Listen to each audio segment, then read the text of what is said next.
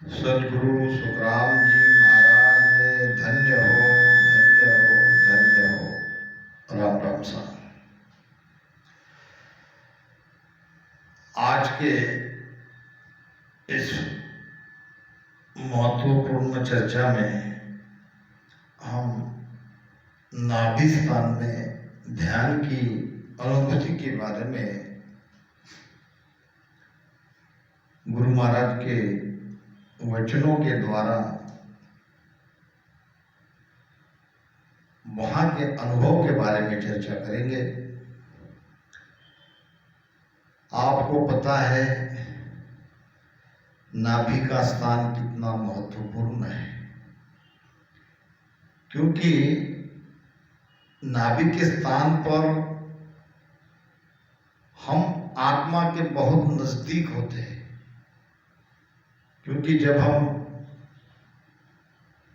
माँ के पेट में थे तब नाभि के द्वारा ही हमारा पोषण हुआ।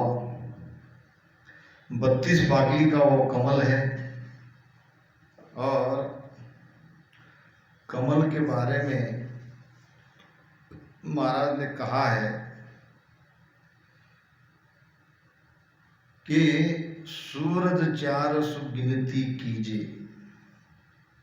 यहां से 4 पाटली का सूर्य का प्रकाश, फिर नीचे दूना 8, 16, 32, 64 और 128 तक।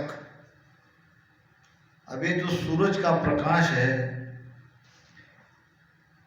ये कोई दिखने वाला प्रकाश नहीं है। प्रकाश 2 तरह के हैं। एक तो दिखाई देता है, सूरज है, लाइट है, दिया है, और एक भीतर का शब्द का प्रकाश। शरीर के अंदर जहां जहां अंधकार है वहां शब्द के द्वारा वो अंधकार दूर हो जाना, ये भी एक प्रकाश है। अब 4 सूर्य का प्रकाश यानी सूर्य यानी शब्द। यहां कंठ में 4 पाटली का सूर्य का प्रकाश है, फिर हृदय में 8, फिर मध्य कमल में 16, फिर नाभि में 32। अब 32 पाटली का कमल क्या है, इसको हम थोड़ा समझने का प्रयास करेंगे। अभी तक पिछले सत्संग में हमने कंठ के 4 पाटली का कमल का जो रंग है वो समझाने का प्रयास किया। गुरु महाराज की वाणी सतविलास ग्रंथ, सुखविलास ग्रंथ के आधार से। फिर नीचे हृदय स्थान में जो 8 पाटली का कमल है वो 8 पाटली क्या है, ये भी सदगुरु रामदास जी महाराज की वाणी के आधार से उसको भी समझाया। फिर नीचे 16 पाटली का मध्य कमल है। अब नाभि के स्थान की बात है। महाराज कहते हैं, आत्म बीन नाभ घर बाकी, शंकरी घोर गिगन जाय लागी, अनहद झालर भवर गुंजारा, हाय वातो मुरली रे, वातो मुरली री टेर निहारिए मारा, गुराजी राधेश चलो ए सैया मारी, आत्म बीन नावगर बागी। यानी नाभि के स्थान में जब हमारा ध्यान जाता है तब हम हमारी आत्मा के बहुत नजदीक पहुंचते हैं। इसीलिए महाराज ने कहा है कि वो आत्मबीन है और नाभि के स्थान पर वो बजती है। कैसे बजती है? तो उसकी ध्वनि है अनहद, हद के परे ध्वनियां। ध्यान तो नाभि में होता है और ब्रह्मांड में उसकी गर्जना होती है। तो अनहद झालर भंवर गुंजारा, ये अनहद की झालर, अनहद की घंटा ऊपर बजने लगती है तो नाभि में सारा निर्णय हो जाता है। इसलिए नाभि सबसे महत्वपूर्ण ध्यान का केंद्र है। शरीर के अंदर 72,000 नाड़ियां हैं और 72,000 नाड़ियां नाभि से ही कनेक्ट है। नाभि से ही समान वायु के द्वारा शरीर का पोषण होता है। अब 32 पाटली के बारे में हम समझने का प्रयास करेंगे। मेरे गुरु महाराज सदगुरु मोहनदास जी महाराज बताते थे कि हमारे दांत है 32 और 32 दांत की 32 नाड़ियां नाभि से कनेक्ट है। कहते हैं कि जब एक अन्न का ग्रास हम मुख में डालते हैं तब उसको 32 बार चबाना चाहिए। 32 बार चबाने के बाद उसकी लार बनती है और लार से खून बनता है, खून से शरीर का पोषण होता है। तो 32 दांत की 32 नाड़ियां सीधी नाभि में वहां मिली हुई है और नाभि में भगवान विष्णु बैठे हैं इस शरीर रूपी सृष्टि का पालन पोषण करने के लिए। हर एक सृष्टि ऐसी अनंत सृष्टियां है, जितने शरीर है उतनी सृष्टि, और ये हमारी सृष्टि में वहाँ नाभि में वो समान वायु के द्वारा सारे शरीर को ये अन्न रस मिलता है, उससे शरीर का पोषण होता है। तो ये नाभि का स्थान है। नाभि के स्थान के बारे में महाराज कहते हैं, बीचे श्याम भंवर तहाँ भन के,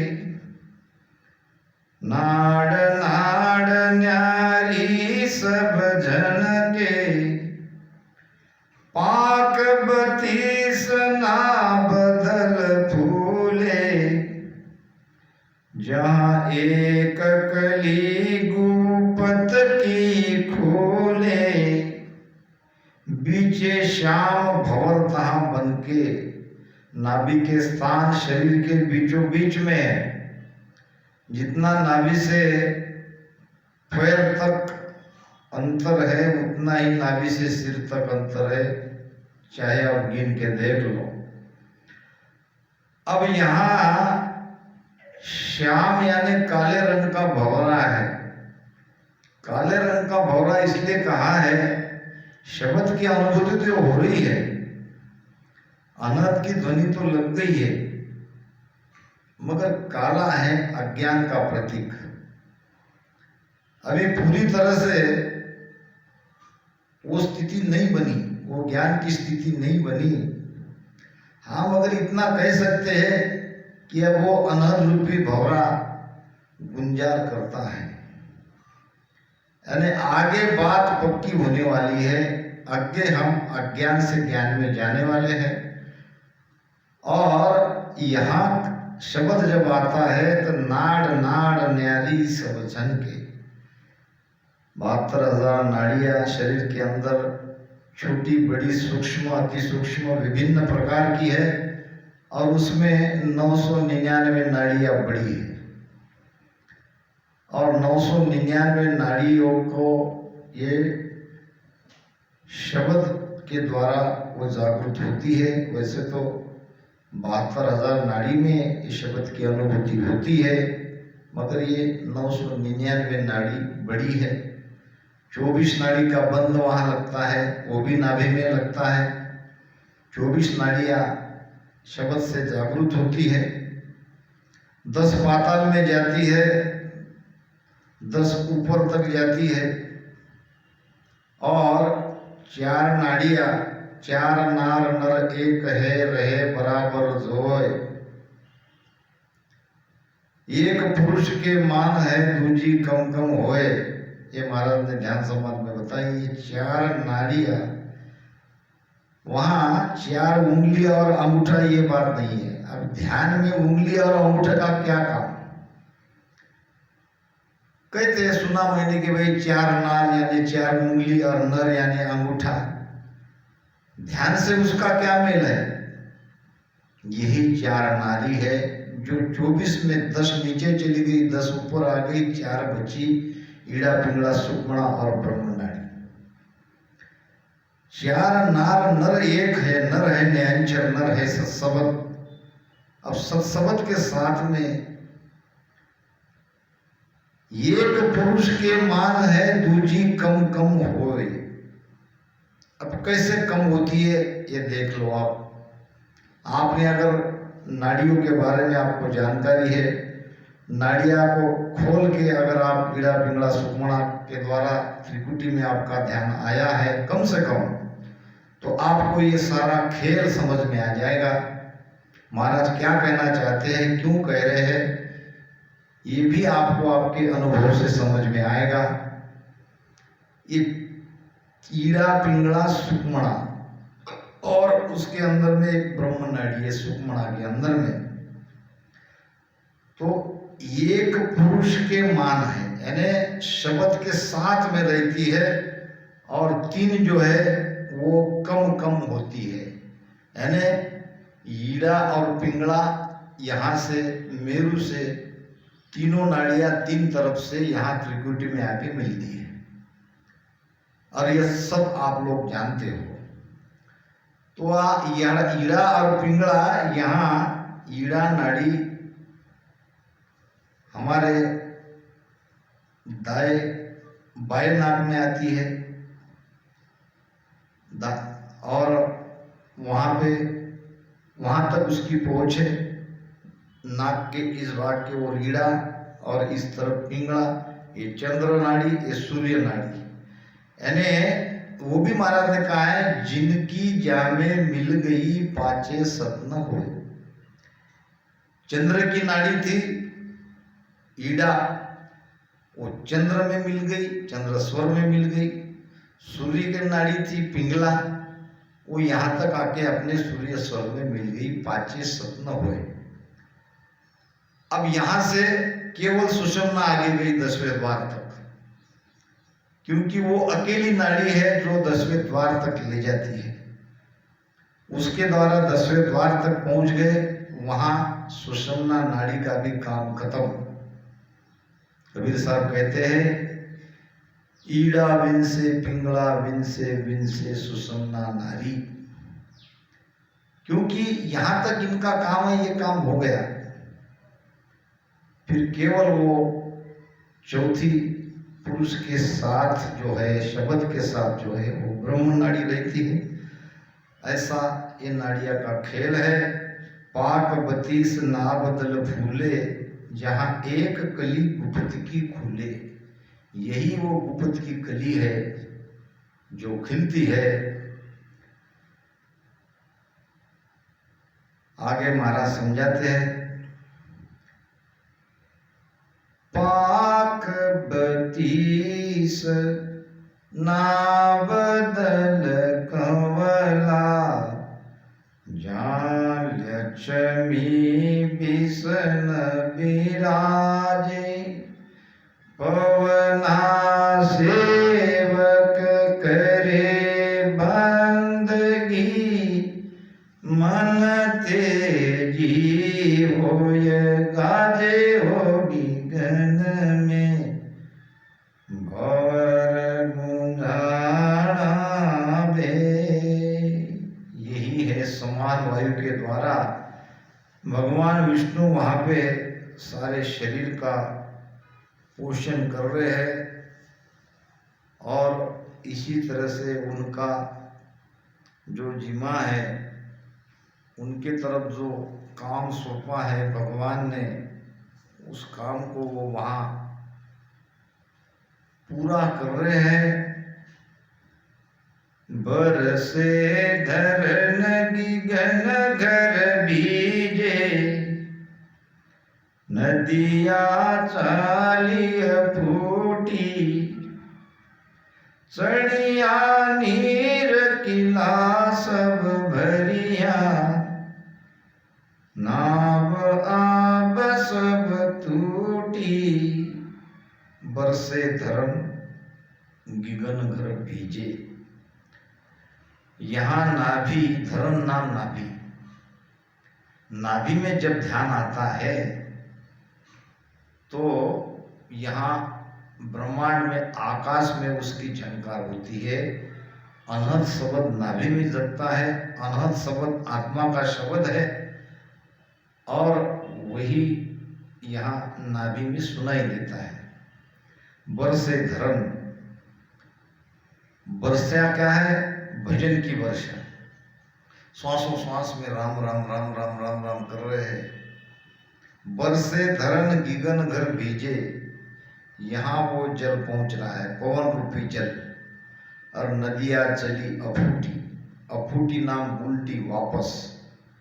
अब ये सारी नाड़ियाँ ऐसी उल्टी बह रही है, ऊपर की तरफ बह रही है। चढ़िया नीर किला सब भरिया, ये पवन रूपी नीर ऊपर चढ़ रहा है और पवन के साथ हमारा प्राण भी ऊपर चढ़ रहा है और ये ब्रह्मांड पूरा भर जाता है। उल्टा होए चढ़े कहो काई, ब्रह्मांड जाए भरीजे, त्रिकुटी नैन फाट हुए टुकड़ा, कहो क्या अब कीजिए। ध्यान में सब ऐसा होता है। कई ध्यानियों को ये अनुभव आता ही है, आता होगा। अब नाभ आप सब टूटने का मतलब, नाभ तो है ये नाभि धरती और आब यानी आकाश। यहाँ से आकाश तक पूरा सारे शरीर में, सारा शरीर भजन से भर जाता है, रोम रोम नाड़ी नाड़ी। पूर्व दिशा धर्या था घोड़ा, धरणी आन समाया, सुरत निरत काल गया पलीता, घोड़े जोर समाया। शब्द रूपी गोला पूरब से ब्रह्म वैराट से शब्द कंठ में आता है, कंठ से हृदय, हृदय से मध्य, मध्य से नाभि में। ये ऐसा शब्द रूपी गोला धरनी में आ गया, नाभि में आ गया। अब नाभि में बहुत जोरदार ध्यान होता है, सुरती नृत्य वहां ध्यान में लगी रहती है। अब जब सुरती नृत्य उस शब्द के साथ में रहती है तो शब्द बहुत ताकतवर बनता है। देखो, गुरु महाराज ने जो सबसे पहले हमें शब्द दिया, सबके शरीरधारी गुरु ने, वो राम शब्द दिया। जब शब्द नहीं जगा तो हमारे लिए राम शब्द ही शब्द है, वही सारा काम आगे करने वाला है।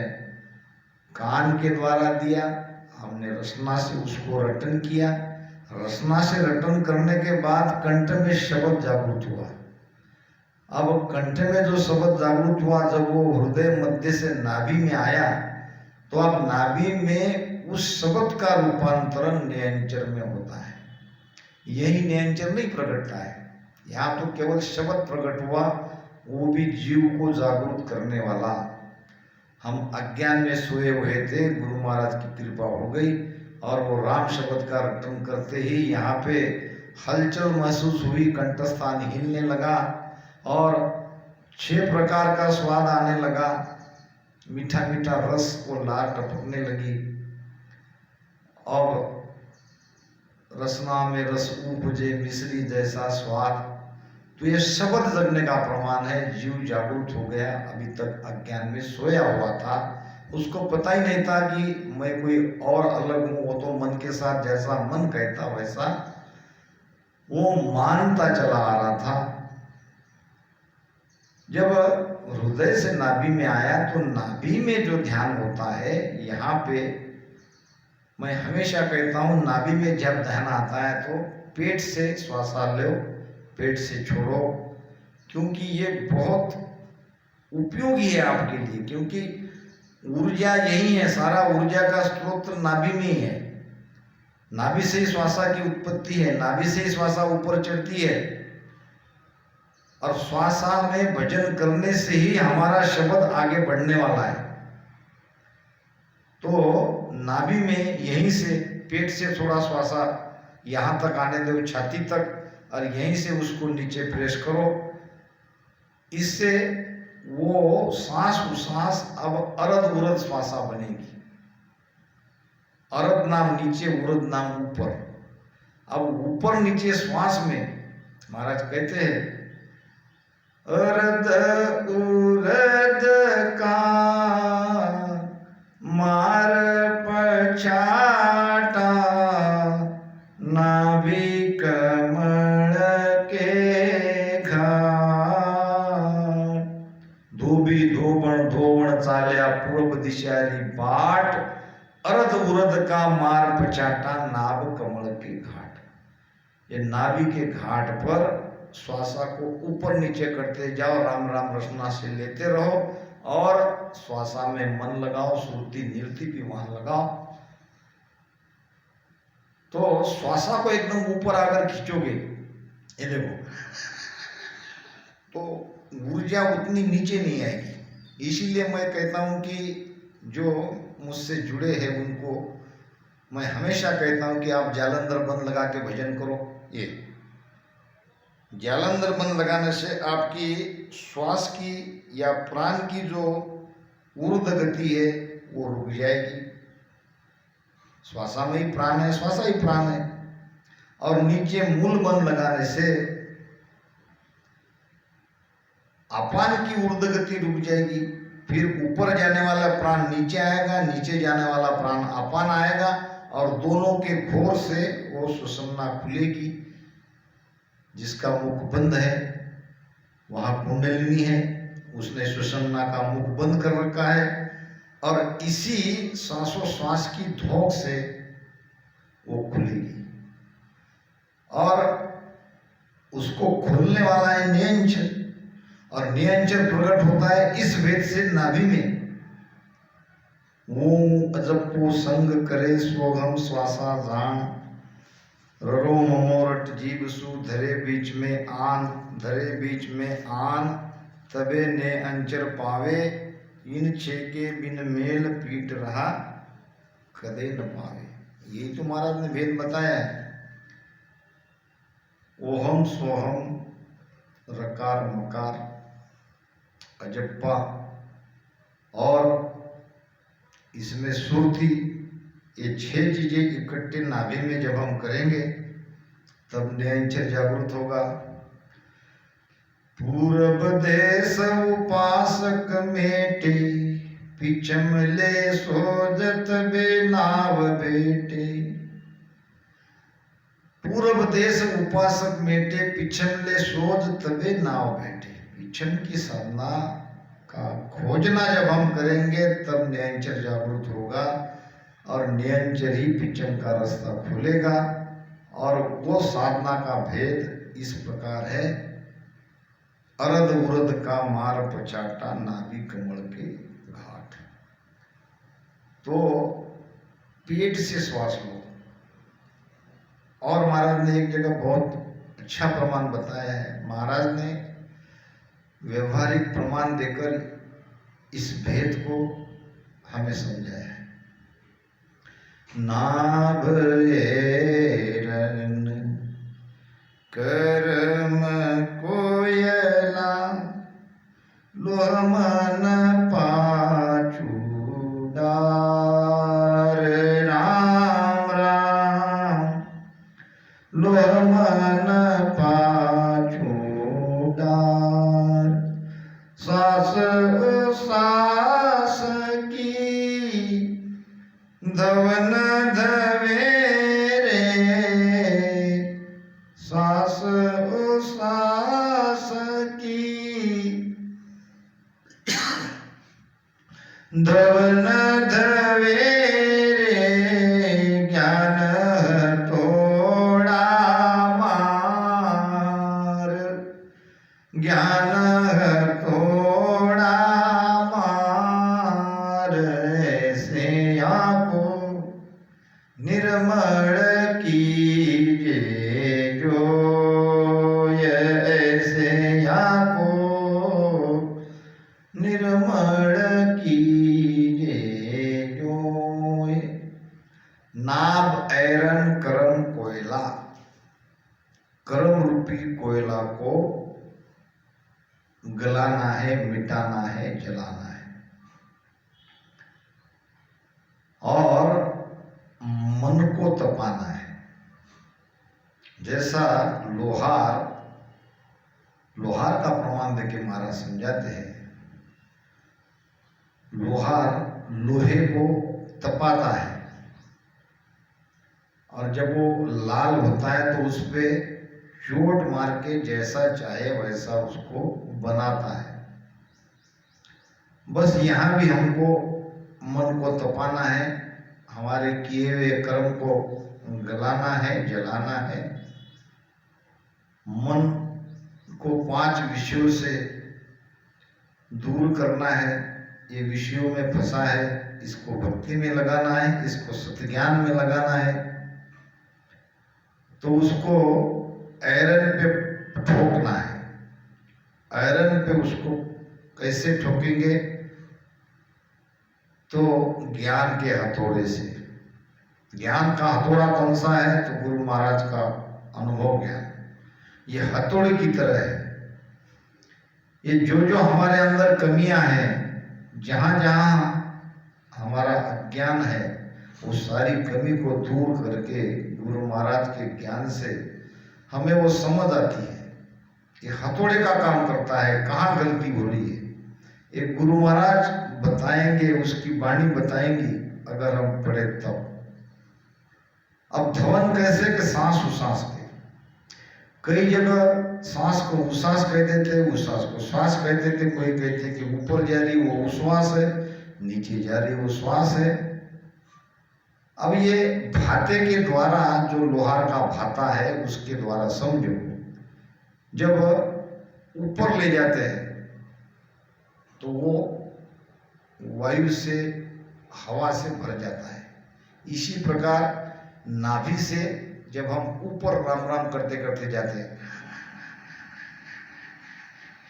छाती में पूरी ऊर्जा आ गई, और जब उसको नीचे दबाते हैं लोहार के भाते को, तो उसमें जो वो वायु जमा हुई, जो हवा उसमें के अंदर है, वो हवा नीचे जहां आग जल रही है उस आग को और तेजी से जलाती है।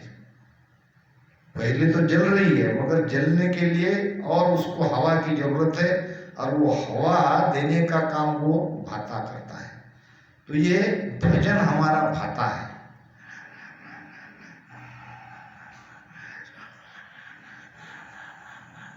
और यहाँ पे जालंधर बन लगा के करोगे तो इसके रिजल्ट और जल्दी अच्छे आएंगे।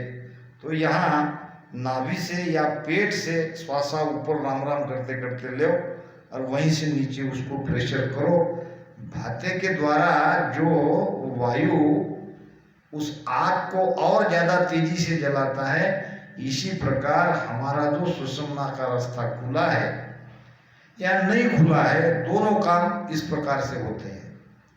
तो ये जो प्रेशर नीचे नाभि से जाएगा, उससे वो बंकनाल खुलेगी। बंकनाल को ही सुषुम्ना कहते हैं, और सुषुम्ना को खोलना है, यही पिचम का रास्ता है। पिचम का रास्ता यानी यहाँ थोड़ी देर ध्यान लगाया, ऊपर चले गए, ये पिचम का रास्ता नहीं है। पिचम का रास्ता तो वो है शंखनाल से उतरना, बंकनाल से चढ़ना। और वो अपने आप सारी क्रिया होती जाएगी, शब्द ही सब करेगा। ताला तकत शब्द ही खोले, रंकार आगो धुन बोले। अंदर के जो ताले हैं, बड़े बड़े तख्त लगे हैं, दरवाजे लगे हैं, वो सब शब्द खोलता है। शब्द तो वही है, उसको ही हम निरंतर कह सकते हैं, जो सबको अपने साथ ले जा रहा है, हमारे श्रुति को, नृत्य को, मन को, प्राण को और जीव को, सब शब्द के साथ जा रहे हैं। महाराज कहते हैं, अरद उरद बीच ब्यावर जो है, चढ़ी है नाव बरात, राम राम। चढ़ी है नाव बरात, बीच मगेल होया धुन शब्द की, बीच मगेल होया धुन शब्द की। चालत है दिन रात, चालत है दिन रात, नहीं रे सो लगन दूजो कोय, नहीं रे सो लगन दूजो कोय। अरद उरद बिच ब्याव रचो है। अरद उरद क्या? ऊपर नीची श्वास। कहां से लेना है? तो पेट से लेना है। पेट में ही वो अरद उरद बनती है। नाभि तक तो उसको हम सांस उसास ही कहेंगे। अब वहां होता है ब्याव। श्रुति शब्द का कहो, जीव का आत्मा के साथ कहो, या आत्मा के साथ परमात्मा के साथ कहो, या शिष्य का सदगुरु के साथ कहो, सब बात एक ही है। अरद उरद बिच ब्याव रचो है। अगर अरद उरद से भजन नहीं करेंगे तो ब्याव ही नहीं होगा। जब अरद उरद में हम भजन करेंगे तो तब निरंतर जागृत होगा, और फिर शब्द की बरात आगे निकलेगी बंकनाल से, सुषुम्ना के रीढ़ की हड्डी के अंदर से। चली है नाव बरात, ये नाव की बरात ऊपर चल रही है। पीछे में गेल हुए धुन शब्द की गाजत है दिन रात। यहाँ कमर से लेकर पीठ और यहाँ मेरु स्थान पे बहुत जबरदस्त दर्द होता है, और वहाँ ध्वनिया भी सुनाई देती है, और ये रात दिन देती है। इसको कहते हैं निरंतर सत शब्द की बरात आगे जाना। सत शब्द वो है जो अपने आप आगे जाता है। श्रुति के साथ अगर हम उसको ले जा रहे हैं, मान लो कि कंठ में श्रुति लगाई, थोड़ा सा अनुभव किया, फिर श्रुति हृदय में हम लेके आए, शब्द तो यही रहे, हम तो उसको छोड़ के श्रुति आगे ले जा रहे। फिर वहां कुछ अनुभव हुआ, समझ लिया, हम हृदय स्थान में आ गए। मैं ये किसी की निंदा नहीं कर रहा। मैं जो गुरु महाराज के वाणी के आधार से जो सत्य ज्ञान है उसको आपके सामने सीधा रख रहा हूं। मानो न मानो कहना मेरा काम है। तो फिर शब्द के साथ श्रुति कैसे आ सकती है? ये तो हो ही नहीं सकता। शब्द बिना श्रुति आंधली। शब्द आगे जाएगा, पीछे से श्रुति, नृत्य, मन सब उसके पीछे पीछे जाएंगे। हम कर क्या रहे हैं? फिर यहाँ पे हृदय से हम नीचे नाभि में श्रुति लगा रहे, और फिर वहां पे अनुभव आता है। शरीर के अंदर आप कहीं भी ध्यान लगाओगे, श्रुति लगाओगे, तो अभ्यास के कारण आपको वहां कुछ न कुछ अनुभूतियां होगी। मगर वो शब्द की अनुभूति नहीं है, इतना ही मेरा कहना है। शब्द वो है, आप उसी स्थान पे करते रहो, एक स्थान पे करो, अपने आप जो नीचे जाएगा वो है न्यायचर।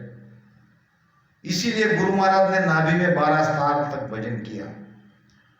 कारण उसका बहुत महत्वपूर्ण है कि नाभि ही वो स्थान है जहां से पूरी ऊर्जा पिचन के रास्ते से ऊपर ब्रह्मांड में चढ़ती है, और इसी के साथ हमारा प्राण भी 9 द्वार से ऊपर 10वें द्वार में आता है। तो बहुत ही महत्वपूर्ण स्थान है नाभि का, और इसको समझना बहुत जरूरी है। महाराज कहते हैं, लिव घमसान नाभ बिच रसना, नाड़ नाड़ सब जागे, शब्द घोर सुगढ़ घरणावे, नक चक में धुन लागे। नक से चक तक ध्वनिया, शब्द की ध्वनि सुनाई देती है, लिव लगी हुई रहती है, और घमासान यहाँ भजन होता है धारोधार रसना से, और भजन में लिव भी लगती है। लिव घमसान नाभ बिच रसना, नाड़ नाड़ सब जागे। सारी नाड़ियां यहीं से जागृत होती है। शब्द घोर सु गढ़ गरनावे, नक चक में धुन लागे। शब्द के घोर से ये गढ़, ये ब्रह्मांड, ये माथा, यहाँ अनहद की गर्जना होती है। अनहद नाम हद के परे आवाज, मामूली ध्वनि नहीं, हद के परे, हद के बाहर इसको कहते हैं अनहद। अनहद का एक और है, अनहद को अनाहत भी कहते हैं। अनाहत यानी एक हाथ की ताली, आहत और अनाहत। अनाहत यानी एक हाथ की ताली, आहत यानी दोनों हाथ के बजाने वाली ताली। तो यहां नाभि में भजन होते, अब नाभि में तो सांस उसास आता ही है, उसकी गति यहीं से होती है। तो वहां सुरती लगी तो अनहद की ध्वनि बजने लगी, अपने आप बजने लगी। ये है एक हाथ की ताली। महाराज कहते हैं, पाक 32 नाभ दल कमला, जहां लक्ष्मी विष्णु विराजे, पवना सेवक करे बंदगी, मन तेजी हुई गाजे। ये पवन, ये वायु, ये सेवा करती है, इसी से शरीर चलता है। और ये बंदगी करना, इसी को महाराज ने कहा है कि मन भी यहीं से चंचल होता है, क्योंकि मन का आधार है श्वासा। 52 अक्षर का आधार है कि श्वासा है। राजा के संवाद में महाराज ने समझा है, हे राजा, 52 अक्षर का धर्म है सांसा, सांस शब्द पर मन की आशा, मन ऊपर चेतन सुन हुई, चेतन परे पुरुष नहीं कोई। 52 अक्षर श्वासा से बोले जाते हैं, श्वासा ही उसका आधार है। श्वास के आधार से ही मन चंचल होता है, मन अपना कार्य करता है, मन सोच विचार करता है, संकल्प विकल्प करता है। मन के ऊपर चेतन आत्मा है, और चेतन आत्मा के ऊपर कोई नहीं है। हमारी आत्मा में मिल जाना ही सत्स्वरूप आनंद पद है, आत्मा में ही वो आनंद है। और जब आत्मा के आनंद में हम मिल जाएंगे तो काल के दायरे से निकल जाएंगे। यही भेद है, इसलिए नाभि को समझो। महाराज ने तो यहां तक कहा है, लिव बंद सुमिरन ये नीस कीजे, नाभि माय सूरत मन दीजे, रसना जोर उतावल कीजे, हरे मन बिरहन सुनीत किल रे, हरे मन बिरहन सुनीत ज्ञानी मन नर रे। तू तो निर्गुण पद सु मिल रे, तू तो पार ब्रह्म सु मिल रे। कहीं कहीं मैंने सुना कि पार ब्रह्म की भक्ति के लिए ये सब साधना करनी पड़ती है, सांस उसास प्राण अपान कुंडली जगना सुषमना आस्था के ऊपर चढ़ना। गुरु महाराज के भक्ति तो आनंद पद की है, और आनंद पद में भी ये कुछ नहीं करना पड़ता। क्यों नहीं करना पड़ता भाई? और महाराज ने क्यों किया भजन? क्या महाराज को पता नहीं था अमरदेश कहाँ है, पार ब्रह्म कहाँ है, आनंद पद कहाँ है? तो अपना अपना तरीका, अपना अपना ज्ञान, अपनी अपनी होशियारी चलाते हैं, और यहाँ होशियारी नहीं चलती है। यहाँ तो सीधे भेद से भजन करके ही पार होना पड़ता है। कई कहते कि भाई दिल्ली से बंबई तक जब ट्रेन नहीं थी तो वो रास्ता निकालने वाले के लिए बहुत तकलीफ हुई। पहाड़ को खोदे, जंगल को साफ किया, नदी नालों पे पुल बनवाए, अब गाड़ी चलने लगी, पटरी तैयार हो गई। अब तो केवल टिकट ले, गाड़ी में बैठ जाओ और निकल जाओ दिल्ली से बंबई। इतना आसान है। कहीं कहीं तो ऐसा भी सुनने में आया कि सो के जाओ या बैठ के जाओ, आप तो वहां पहुंचोगे। कितना बड़ा धोखा दे रहे हैं मेरे जैसे ज्ञानी भोले भाले जीवों को। अपना मत ज्ञान किस तरह से बांट रहे हैं, देखो कैसे भजन से छुड़वा रहे हैं। न तो उन्होंने वाणी को समझा, न तो उन्होंने वेद को समझा, न आपको समझने दे रहे हैं। और ये बड़ी विनम्रता से, बड़े दुख के साथ मुझे यह कहना पड़ रहा है। किसी को बुरा भी लगता हो तो मुझे माफ करे, मगर जो कहना है मुझे कहना है। और आपका दास बन के मैं ये कह रहा हूँ कि भजन को छुड़वाओ मत, भजन छोड़ने का ज्ञान मत दो। अब ये कहना है कि भाई सुखराम जी महाराज के समय पटरी तैयार नहीं थी क्या? आनंद सिद्ध दाता दयाल जी महाराज नहीं थे? किशनदास जी महाराज नहीं थे? रामदास जी महाराज नहीं थे? सदगुरु रामदास जी महाराज के पास तो भजन परखाने के लिए महाराज गए ही थे, और बिरमदास जी महाराज भी थे। फिर ये सब होने के बाद महाराज को क्या जरूरत पड़ी? उन्होंने 12 साल का भजन किया। पटरी तैयार होने के बाद भी उनको भी टिकट निकाल के बैठ जाना था। ऐसा होता ही नहीं है। जिसका रास्ता उसको ही खोलना है। हर एक की सुषुम्ना अपने अंदर में है, और सुषुम्ना को खोल के ही प्राण को 9 द्वार से बाहर ले जाना है। और भजन ही इसका एकमात्र उपाय है। तो भजन को मत छोड़ो। कोई भी कहे भजन करते रहो। लिव बंद सिमरन ए निस कीजे, नाभि माय सुरत मन दीजे, रसना जोर उतावल कीजिए। उतावली कहते हैं जोर जोर से राम राम रटन करना। सुरती और मन को नाभि में लगा के